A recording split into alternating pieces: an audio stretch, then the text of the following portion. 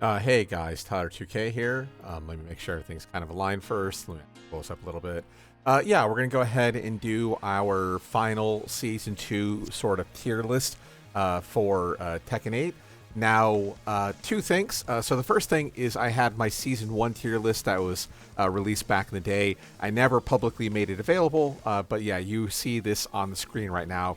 This is my current Season 1 tier list. Also, a few days ago, I did do a Season 2 tier list where I did a full breakdown and explanation of where I was kind of putting characters. But yeah, so that's available for members only, but I figured I might as well make one for general public where I don't go over everything, but rather instead I kind of talk about like the winners and losers of Season 2 as a whole, sort of thing. So long story short, well, first of all, if I make a mistake, please let me know the time code to set a mistake. But of course, this is my own opinion and my subjective, basically, opinion on the characters and whatnot. Now, a lot of my opinions are going to be based off of tournament results and how the meta kind of shaked up towards the end of Season 2. But that's like kind of like the first thing I want to talk about is, for the most part, Season 2 was kind of like released. It dropped as like a bomb on a bunch of people. Namco made little tweaks here or there, but ultimately what came out at the very beginning of the season was unfortunately what happened at the end of the season. So it was fairly stagnant, and for that reason alone, I had decided not to make even like a summer tier list like I did last time for Season 1. So again, all my opinions, correct me if I'm wrong, feel free to argue with me in the comments. But again, so we're going to talk about winners and losers. We're going to give a very brief explanation. This will probably be maybe about 20-30 minutes. And then at the end, I'm actually going to talk about speculation for Season 3 for a few of these characters. So first things first, winners and losers. Two immediate winners immediately come to mind. We have Anna, who is brand new DLC. Anna was a absolute menace of a character, insanely strong, very strong heat mode, really good mix-up game. The fact that Anna had her Tekken 7 base, where in Season 4 they kind of modernized her and made her a lot stronger in Tekken 7, and now in Season 2 of Tekken 8, she is absolute nasty character. And one of the things that's like really tricky about a character like Anna and realistically balancing her going into the future is that there's a good chance that the little things that you can change on her, like usually with a character, let's say Dragunov for instance, you can like nerf down back 3+4, you can nerf QCF4, and that takes away like a big part of his game. But unfortunately for Anna, what you do nerf on her, it's not like she doesn't have something else to supplement the rest of her kit. Like for instance, a very popular meta option is post heat engager or post heat engager option. You're +9 for full crouch, you go for hand sweep, or you go for full crouch forward 1, which can be heat dash cancel to become a launcher.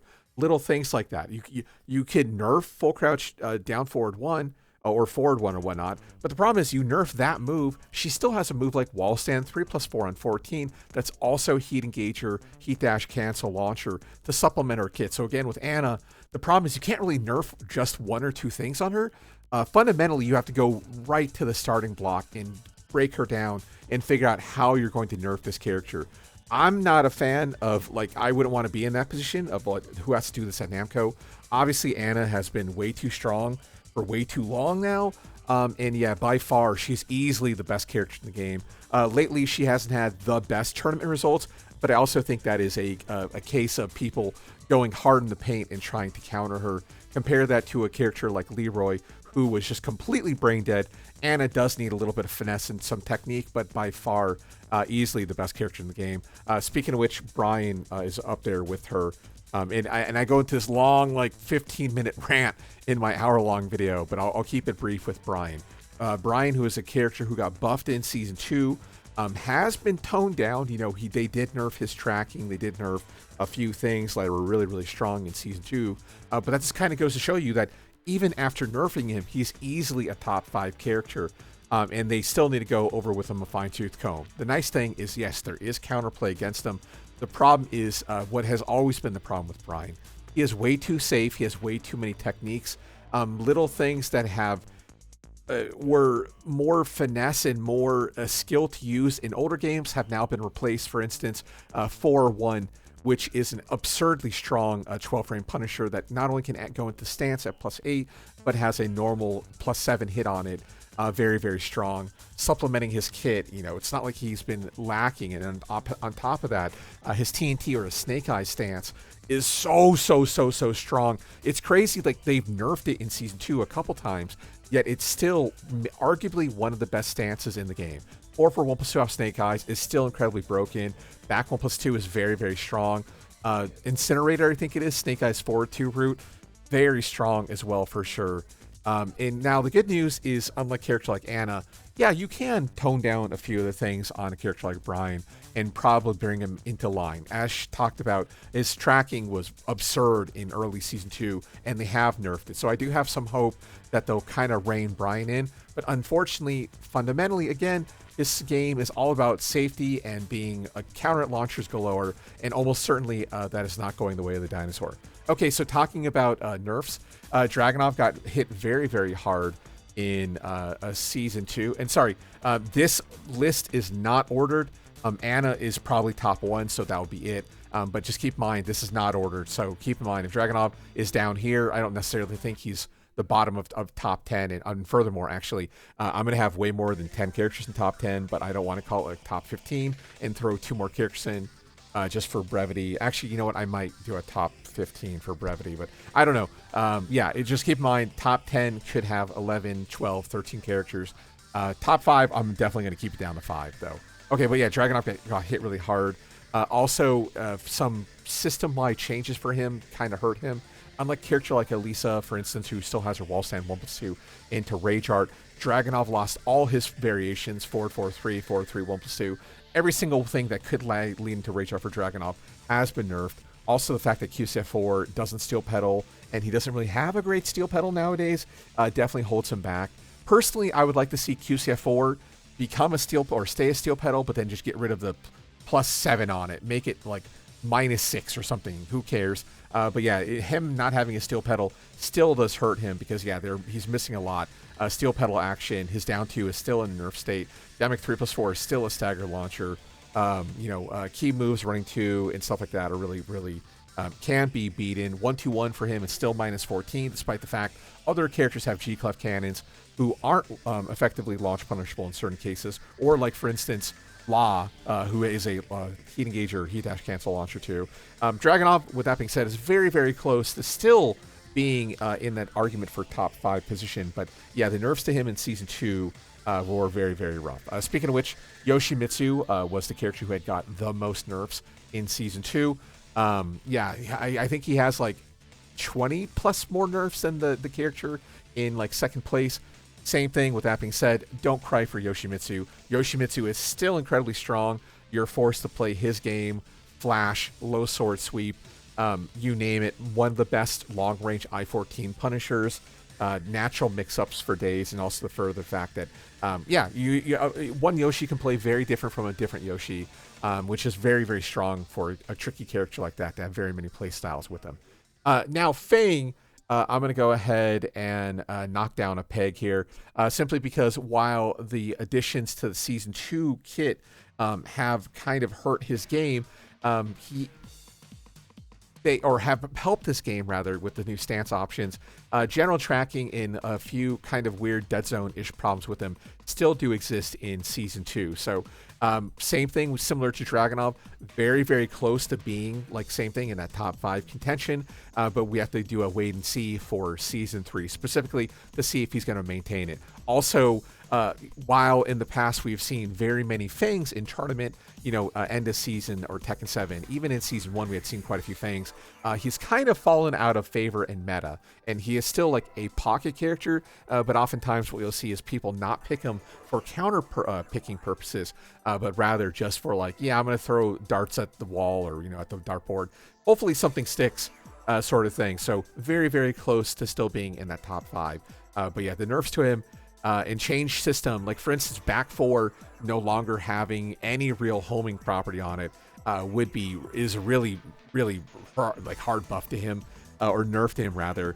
Also, but at the same time, you wouldn't want to see like back 4 2 full track, back 4 3+4 full track sort of thing. So it's good that there is more counterplay But yeah, he definitely did get hit hard, but he's still right up there in tournament viable sort of contention. A character who got massively buffed, probably to the point of absurdity, was Asuka for sure. So Asuka, and I've said this before with characters like Jin in older games, Asuka, like Jin, is a character who has gotten essentially buffs after buffs after buffs until we're at the point where she's been getting buffs for, for the most part, more buffs than nerfs, but she's been getting buffs for like 10 years now. Asuka is what happens when you buff a character nonstop and you get to a point where it's like, oh shit, this character's actually really good now. Extremely high damage potential, good wall carry, actually not just good wall carry, very easy wall carry. She does have a few more technical lines with 444 variations, but for the most part, she's she shits out damage for what she can do. And even though they went out of the way to nerf an option like, wall stand 1+2 counter hit, leading to 4-2 unscaled, her combo roots with a new charge line, 4-4-2 charge 3 and whatnot, are very, very good. You never not see Asuka in tournament, kind of similar to Jin. Asuka has been a tournament darling for the TWT final season for quite some time now. And while some people will argue that Jin has fallen a tier, personally, I think with a character like Jin, the fact that he still has the strong parry that's still incredibly impressive and really rewards high level, high deep thinking of the game, maintains his position. But yeah, Asuka is, again, super evasive, super damage, super carry, annoying to play against. There's just certain matchups where she might phantom crush you and you don't have the best answer against it. So she's just one of those characters, like an old school character who requires a good amount of like understanding of your own character to properly counterplay her. But ultimately, she is more than a menace. She is annoying, a super strong character. Probably should be toned down in Season 3. Let's see here. What do I have on? Oh, top 10. Yeah, let's go ahead and drop Reina. Personally, I've been like a really big proponent of a character like Reina, as a character who needs a lot of technical skill to do very well with her. In theory, if you're like a robot, she probably would be at least top 10, maybe top 5, but unfortunately no human can play her at the absolute maximum. With that being said, there are some very easy changes that you can make to a character like Reina. We'll talk about it later to make her very much more viable. But yeah, Reina, until we see, unfortunately with a player like Yagami who had to drop out of TWT at the end for whatever reasons, we didn't get that high-level Reina representation that I was kind of really striving for. Even like a player like John Ding has kind of started to fade away from her recently, opting to play more and more Eddie and stuff like that. So yeah, Reina, unfortunately it got hit kind of hard there. And yeah, I would love to see more high-level Reina, but similar to Fang, similar to Dragunov, she is right on the cusp of being incredibly, incredibly strong, top 10, if not top 5, for sure here. Okay, let's see here. Do I want to drop anyone else? Yeah, a little bit more of a controversial take. I'll probably put Claudio back up there towards the end because my tier list is going to kind of get messy. You'll see at the end. But yeah, Claudio is a character whose system-wide changes and also the targeted nerfs to him, like the 443 system, definitely hurt him. Unfortunately, Season 3 will probably not be much more nice to him, sort of thing. But yeah, he's kind of fallen out of favor, and unlike a player like Molgold, who is the only kind of viable, like, high-level tournament representation we see of a character like Claudio, and that's unfortunately kind of it. Just like Reina, you see a character like Claudio, you think of one player, and then, yeah, like I said, the nerfs with him, the system changes, the frame data changes of the Season 2 sort of nerfs where he started out very, very strong. He probably has gotten hit the hardest, and it seems like Namco really went out of the way to nerf Claudio specifically going into this patch. Okay, let's see. Do I have anyone immediately else? Okay, yeah, so let's go ahead and get to the ultimate kind of portion of this kind of setup. Actually, first things first, I see one right away. Let me go ahead and bump up Lydia. Lydia is a character who got substantial buffs, my apologies, in Season 3, and is very, very viable and very, very strong. We've been seeing quite a lot of high-level Lydia lately, and while Lydia hasn't been able to crack into that like final top 8 sort of action, she's always knocking on the door, and she's very, very close to breaking into it. Buffs to like QCF 4, Sidestep 2, I think even down one got a buff to it as well. Like you name it, Lydia has been slowly turning into a character like Brian, where a lot of her game revolves around counter hit and even Oki natural hit options. Also, the change to the heat system, allowing for her to get Heaven Earth charge. Even when she hits, forces you to block an incoming heat smash, or it kills you rather, one of the two, I can't remember. Like the fact that like once, like in the very beginning of the game, like round one, you can pretty much guarantee level 2 Heaven Earth right away is so good. And unlike a character like Heihachi, who is limited to one charge per round, so at the best case scenario he gets in round 3, Lydia can get her Hei 3 best case scenario level 1 or round 1, or worst case scenario if you go out of your way by level 2. And of course on level 3, or sorry, round 2, and level 3 Heaven Earth is insanely strong. The new system changes to her, red life destruction, making her move safer, health generation, making such that she's a little bit closer to a character like Yoshi, who's always getting health back, is very good. And Lydia is also very strong. Is there counterplay against her?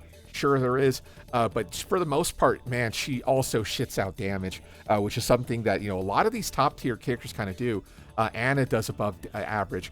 Brian does absurd damage. Jin in the current form does absurd damage. Asuka does absurd damage. Nina does above average. All these characters, for the most part, under not even like best case scenario, but like average cases, are typically doing more than average damage and or doing absurd damage with heat pop and stuff like that. So Lydia is very much fits that bill. Level 3 Heaven Earth with 4-4-4-3 combos is the stuff of nightmares easily. Okay, so yeah, getting back to my original thoughts. So yeah, for the most part, I think most of the cast nowadays will settle in the Menace tier, so I'm not going to go over like a big overview. Again, if you want to become a member and see my full breakdown of every single character and my changes, please look for that on my channel. Consider becoming a member. But I'll just do a quick kind of a jumps around here. Raven, the changes to the doppelganger system and making a lot of his, not necessarily key moves, but doppelganger attacks and older, riskier attacks safer, was really a massive change to him. So his doppelganger, where he created a clone of himself, used to be -14. All of them are -13 now. Also, Raven tends to shit out damage, and under the correct circumstances, can definitely shit out damage. Also, the fact that you can perform heat burst out of Hei stance, or a Hei stance, whatever it's called, I can't think of it right now. 3+4 stance with him is really tremendously strong. Harong also got some substantial buffs. Still shits out damage. Still good wall carry. Down 3+4 is a great addition to his kit. Wall stand 1-4 is a great, or wall stand 1-3, whatever it is, great addition to his kit as well. And even things like, while they did go out of the way to nerf the 2-4 flappy line, he still has the unscaled options for everything else. So yeah, he's definitely a menace, and if you're not careful, he can ruin your day for sure. June is a character who got substantially buffed in Season 2. The new medallion system, the lower damage reduction, the universal fact that she does less damage to herself now, even outside of heat. She shits out damage. Gen 2 is like the gun hitting full screen for a launcher is crazy. Parry into options is very strong. You name it, she still has it. Wall stand 3 on 13, full crouch down forward 2 options. Yeah, really good pressure. June has always been a character who's been knocking on top 10, but now in Season 2, she is very close to being very good, and a few small changes here or there would probably carry her over the finish line. Victor in Season 2 got some major buffs and changes to his Perfumer state. The fact that he can go into stance more often, but more importantly, retaining or improving his frame data is good. Like, for instance, old Chushine full crouch 1+2 was -0 on hit. Now it's +6 into Perfumer. Perfumer 2 is an I-12 mid, so you can even cancel a Perfumer for free. That's something that's not even like very explored with a character like that. Now, there are a few things here or there that they can still improve on him. He does have some inconsistency problems, but for the most part, the SAT system and the universal changes to his combo system help out dramatically. And yeah, he's a much better character because of it. Same thing with Lars. Lars is probably the ultimate kind of like Season 3 cheese character. The fact that like going into stance gives you heat back He's hyper evasive, a stupid character to fight against, a stupid character to play as, and not to mention, for the most part, he's actually pretty freaking safe. Now, they did go out of their way to nerf a few key things, like the back one nerf in Season 2, while it started out very, very strong, causing hard knockdown to 4-4-2 for Steel Pedal, into Force 50-50 LE option or whatnot, was detrimental. He still has a buffed kit, rather, to help him out. Also, the fact that out of LE, up forward 4 orbital still causes weird phantom crushing, mid-crush kind of properties. Probably should get toned down, but yeah, Lars is... He could be better, but he is a dumb character and easily deserves to be minced here. Leroy is in a similar vein. He has gotten substantial buffs. Actually, I would be honest, the one thing that like really buffed his game is the fact that you no longer have to rely on back 3 for strong aerial, but now you have an option like Hermit Stance 1-2, 4-4-3 causing tornado spin, or rather not tornado, but again SAT lines, consistency, good carry, high damage under certain scenarios. Leroy easily does 120 plus damage. Now, granted, it typically requires you to use your once per game meter, your staff, but at the same time, they buff the staff such that if you get interrupted, it doesn't cost you the meter. So it's like basically one free rate, or sorry, heat smash per round or per game. You interrupted, you still get to keep it, and he shits out damage. So also, I might as well give the general caveat or general information here. Yeah, he's very close to being very top tier. A few more changes to him, maybe a few frame improvements and stuff like that would go a long way to helping him out. Things like 1-2-4 still being +3, yet forcing you into stance, which means Rage Art and Power Crushes wins. While giving him a throw is cool and all, but also the range for the throw is gone. But yeah, if they go out of their way to help improve the distance between the characters, and or just even slightly improve the frame data, make it Hermit 1 or not I-10, but make a 1-2-4 +4 instead of +3. Now Hermit 4 on 11 can't be Rage Arted. Little things like that would go a long way to making Leroy even stronger. Lily, I think, maybe a little bit more controversial. Lily, as a general character, has gotten some major changes. Now, she for every buff she gets a nerf, but I think for the most part in Season 2, she is in a better place than she was previously. Now, she's not as strong as her Season 1 state before, she got nerfed, but she is in a really good state where a lot of her moves, kind of similar to Brian, are very safe. And probably should be less safe. I mean, a backturn game, unless you go all in, is fairly safe. All things considered, she can backturn cancel, backturn power crush. A lot of moves, 4-4, QSF4, down 4-3 +4, where you have to guess incoming. And if the Lily player guesses what you're going to do and you guess wrong, you're in a bad spot and in deep shit, sort of thing. Okay, so for the DLC, for the most part, I think they all kind of settle in Menace tier. People think Fakelmom is bad. Fakelmom is not bad. Again, if a character like Fakelmom is bad, I don't think we'd ever be seeing Rengshu play him, sort of thing. But yeah, Fakelmom needs a few changes, but I think he's solidly in mid-tier. Again, Menaces will be in mid-tier. And again, also, this is not an ordered list. Armor King is very close to being a top 10 character. But I think the fact that a lot of his game revolves around the punch parry, at least in Namco's eyes, kind of is a detriment to him. So the good news for a character like Armor King is the dude shits out damage. But of course, the universal nerf to like his counter hit game and whatnot is a little bit bad for him. With that being said, 4-for-2 and things like that are massive improvements to his game. So yeah, he is very close to being top 10. Also, if your opponent doesn't know how to break throws, of course, he's naturally top 10 right away.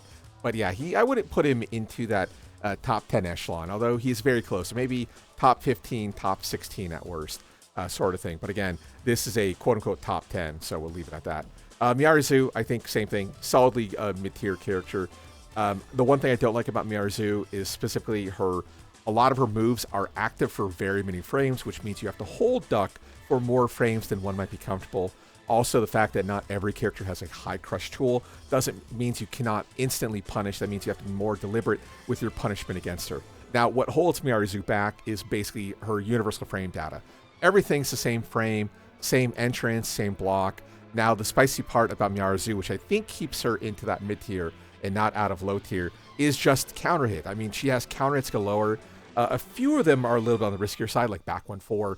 But yeah, down 4 1-4, 2-2, things like that, being counter hit. Like, she has more counters than she deserves, sort of thing. And yeah, she is very, very close to being even stronger, which is something I really don't want to see out of a character like Miyazu. Very close there. Now, for the viable tier, for the rest of them, So sorry, let's go ahead. Let's take Kuma out of Menace. The nerfs to him in season 3 have been very, very rough. Same thing out of Order.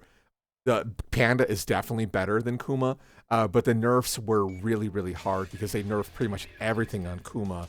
High crush properties, tracking in general. He is still very punishable if your opponent guesses correctly what you're going to go ahead and do.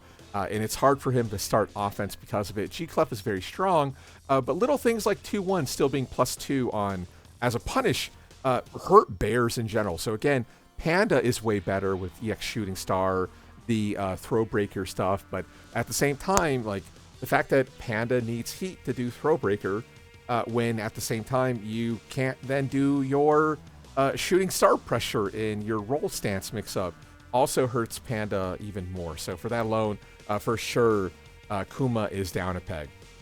Zafina, while I think she has kind of fallen out of some favor recently, did get substantial buffs in season 2, and yeah, she is a substantially more scary character because of that.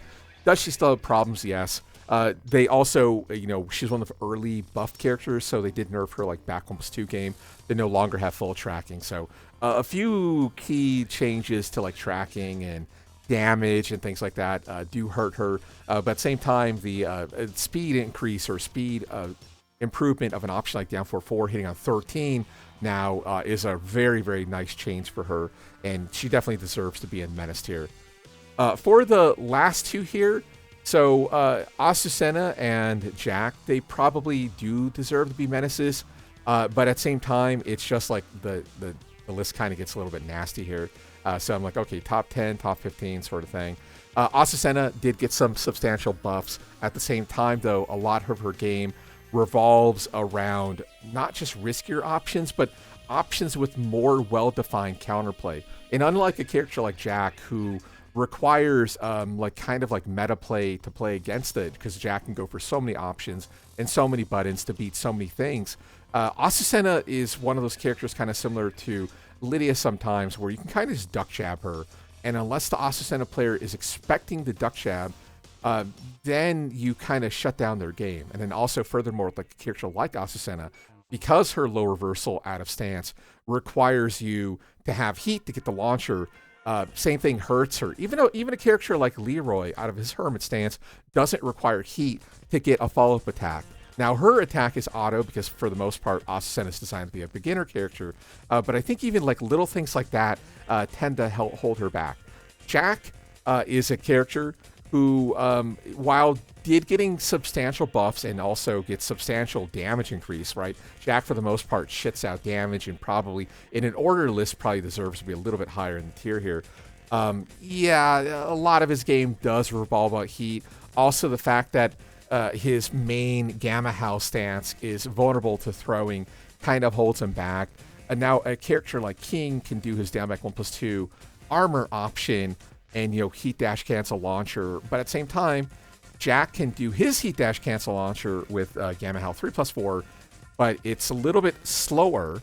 Or he has to go all in with an option like EMGF and go through armor and then go for Gamma Howl forward one, the EMGF option out stance, which is therefore launch punishable. So while the counterplay with King is a little bit more defined and Jack is a little bit more up in the air how to actually deal with him, the fact that so much of his game revolves around that stance specifically requires his install definitely hurts in the long run, and even in season 3 will probably go on to hurt him even more.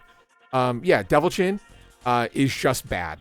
He deserves to be in viable tier. Again, viable is still viable. It's just that this would be your lowest tier, and while you can win with a character like Devil Chin, you do have to take a lot of risk. You do have to go for this and that, and even though they buffed him, even though, he has non-metered unblockable throw, even though he has wall stand 2 and 14, this and that. Yeah, it's still really rough. Why play Devil Jin when you can play Heihachi or Kazuya or Jin, right? Why settle for this character? Now, I've said it before, I don't want to see a buff Devil Jin. Like, we've dealt with Devil Jin being OP ever since T5, like since DR. Like, please, leave other Mishimas to be top tier. We don't need every Mishima to be top tier. So don't mince words, Namco. I don't want to see Devil Jin to be in a top 10. Maybe a few buffs here or there, but for the love of God, we don't need to see Mishima, again, Mishima World like it was in T5, where the top 2 characters from Mishimas. Please don't do that. But he definitely deserves to be in this kind of bottom tier situation. Okay, so talking about big winners and big losers of my predictions for Season 3, things kind of get a little bit spicier. So I'll go ahead and I will just make one more tier. Actually, you know what?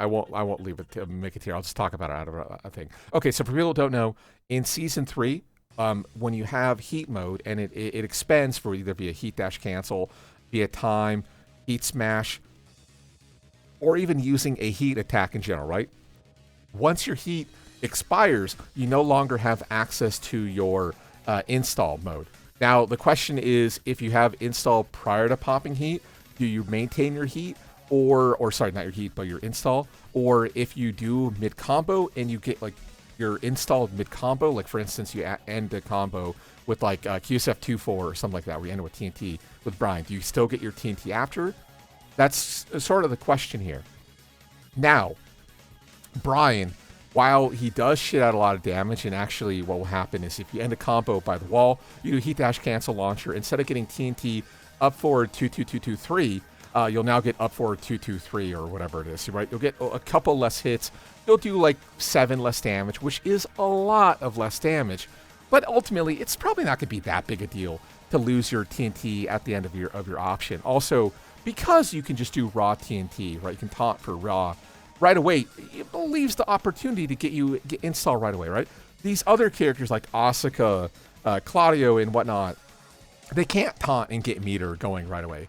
Brian still has it, so Brian, from just that change alone, probably won't get hit hard. Asuka, it will probably hit her quite a lot, and that was only specifically because of how, I wouldn't necessarily call it oppressive, but like very, very strong 4-for-1+2 and running 1+2R. The fact that you go for your heat dash cancel, and now you can't go for a launching 4-for-1+2 natural hit is tremendous. You can't go for an instant running 1+2. I think I can't remember if that's still a natural hit launcher outside of heat, but I know for sure you wouldn't get that plus like 17G or whatever it is on block, absurd frame data. That's going the way of the dinosaur. Now, I think Asuka will get hit somewhat, but I think ultimately it's probably not going to be too tremendous. Oh, hey, instead of going for heat dash cancel into 4-for-1+2, okay, now you do inner strength 1+2. Oh, no, boogeyman, right? Oh, no. It's the same fucking move, essentially, just does less damage. But if they go airborne, you don't no longer will hit them airborne for mid-air combo sort of thing. So probably not the worst issue, all things said and done. Elisa probably won't get hit hard. She loses emergency boot sort of stuff, but probably not a big deal. Let's see here. Lydia doesn't have an install. She has just flat meter. Claudio will get hit super hard. The fact that you will no longer have access to your Dragon Punch to being a natural hit launcher -7 and then becomes -12 and doesn't natural hit launch will hit hard. Also, you lose access to even key tools that are kind of out of meta, but still very strong, like Starburst 4-1+2. You can't keep pressure going with like an immediate Starburst down 1-2, so on and so forth. So yeah, I think Claudio will probably get hit the hardest. Also, come to think of it, you'll lose access to the kind of cool counter hit 4-for-4 into Starburst 4-2, which does 1 billion damage. So that will be a big one too. I remember seeing Molgold end a couple rounds with that, if I remember correctly, STL tournaments and whatnot. So yeah, he'll get hit fairly hard with that. Let's see here. Eddie is a timer, or sorry, a counter, so he'll retain his. Same thing. Oh yeah, Leo. Yeah, Leo is probably going to be hit the hardest here. So unlike a character like Claudio, who loses access to very strong safe / plus frame tools, and losing the down back 1+2 Dragon Punch will hurt him hard. Leo has the worst of it. So the big one, of course, is like forward to 4, which normally shouldn't jail. It's a high, but with heat mode, it turns into a natural hit plus frame, or rather safe wall splatting launcher with fully unscaled damage. So losing access to that is huge. Losing access to back 3 options are huge. Losing access to Hell Sweep is huge. And even the losing, right, she can't perform her low non-heat heat smash either. As soon as she does like a heat dash cancel or whatnot, is a really massive nerf to her sort of game. So expect Leo to probably drop maybe a tier. I know a lot of other content creators put her lower tier as it is. I still think she's a menace. But yeah, that's going to hit her very, very, very hard. Fakumlam losing Garuda stance will suck. But at the same time, usually with a character like Fakumlam, you are doing a lot of damage into Garuda. So you lose access to Garuda 1+2. Probably the biggest nerf to him would be the loss of down forward 3+4. But I do think between enough ways to get meter going, and then also furthermore, the fact that he's more of an I win character. So you're like, okay, now you can't do Garuda forward to 1-2, which only does like 3 more points of damage on unscaled. So okay, I mean, kind of similar to Brian, it's going to hurt him, but it probably won't be that big a nerf, all things considered. But yeah, I would say maybe get knocked down a little bit, but still will likely be a menace afterwards. Yeah, Zafina losing hers is a big one. At the same time, she does have pretty good natural hit ways to gain access to her own meter, so it likely won't hit her super hard. But yeah, losing access, same thing. Low heat smash and whatnot could hurt. Also, back 3 1+2 options. But yeah, at the same time, usually you get meter during mid combo and then you use the meter afterwards. Okay, so maybe what will happen is Zafina players will have to be a little bit more resilient to her moves and what can happen. So yeah, she'll get hurt, but it probably won't be that bad. It's hard to say, but I think realistically she'll be okay. She'll still maintain her menace. Speaking of Jack earlier, Jack losing access to Red Bubble is a massive nerf. Not having access to Armor Breaker and, yeah, like I said, a safe bubble, which hits 360. Losing it, because, again, you do a bunch of pressure with Jack. You do a Guard Breaker into Heat Smash. You instantly launch them with the wall positioning, or you get all your health back, and you still have access to meter where you have the Gamma Howl 1. That's not just super safe, but a natural launcher, Guard Breaker, like I said, Red Bubble. Yeah, that's going to hurt him fairly hard. Even forward 3+4, I think, will be negatively affected by the loss of the meter. I might be wrong about that. That might be a heat mode only thing. But yeah, that will be a bad one for him. I don't think it'll hurt as hard as Leo, but yeah, Jack will probably be on lower tier. Kick him down a tier for that change alone. That's going to hurt him, and that's about it here. Okay, so let's talk about something positive really quick. Let's say possible big winners and what can be changed for a few of these characters that would drastically help them. So I was talking about Reyna earlier, and I was also referring to her with Raven. In Season 2 with Raven, they made Doppelganger safer. And for the most part, like Raven, apart from a few key moves, is significantly safer in Season 2. I can see them doing something similar with Reyna. Reyna, for the most part, is kind of a live by the sword, die by the sword character. But even her less punishable, like not launch punishable things, like Twin Piston, down 4-1-2, and stuff like that, is -14 on block. I can see them buffing Reyna to make those -14s, like Raven, -13s, and by that change alone, will probably bump up Reyna at least a tier there, sort of thing. So yeah, if they go out of their way to just give Reyna a few quality of life buffs here or there, specifically addressing frame data issues, she'll be very, very, very good and annoying to play against. And she'll be one of those kind of relentless characters who can kind of churn steal as well, keeping pressure going, especially with what we've seen, her new stance options, like on Soku 2. Dragunov, same thing, like I said. The biggest issue with Dragunov for the longest time has always been hitbox issues and just general bugs. If Namco ever goes out of the way to buff a character like Dragunov by just fixing those issues, he'll naturally become immediately stronger. And then furthermore, if they just were to make the QCF4 ignition switch hit grounded but not be plus frames, would be a tremendous buff by that move alone. So I definitely can see that be the case there. Let's see here. I wouldn't want to see them buff Heihachi, because Heihachi is like knocking on top 10 as it is. And then, yeah, I could see them maybe going ham by being like, oh, if you have Warrior Instinct but don't pop it, you may have like a buff here or there. I could definitely see them do something like that. Azucena, I'll give the same treatment as a character like Reina. Azucena is a character who's very close to being at least upper mid-tier. And that's because, again, a lot of her moves are just fundamentally not good and maybe stuck in like late season 4, Tekken 7, early season 1. Things like lead 1+2, not low crushing, or in a jumping state, despite the fact she's visually jumping.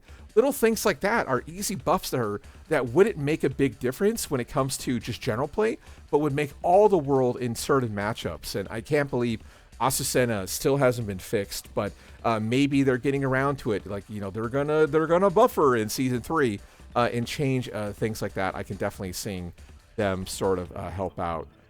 Beyond that, yeah, we talked about a few characters who might get a change here or there and get helped out, but those are the ones that immediately come to mind. So yeah, again, this is my season 2 final tier list for public consumption. If you want to hear the full explanation of every character, consider becoming a member. I have it a members only video. I have other members only videos that I try to do at least once every couple of weeks, sort of thing. But be sure to check that out. It's how I make my money on the channel. If I made a mistake, please leave a time code that's a mistake. If I was to make this into a top 10, I would probably do top 15, sorry. And I don't want to do top 15 now. My top 13 is fine, but a top 15, I would probably do Claudio and, ooh, but this is a hard one. Maybe, nah, probably not Armor King. I think we've seen Heihachi hold his own. Be like, yeah, probably top 15 character. I would probably do that. I think Heihachi, damage potential and consistency is probably a little bit better than Kazuya, but that would be my top 15. But let me go ahead and drop them down for top 10, top 13. Okay, yeah, so again, that was it. We do have a members review next week, so feel free to submit your name. That's completely free.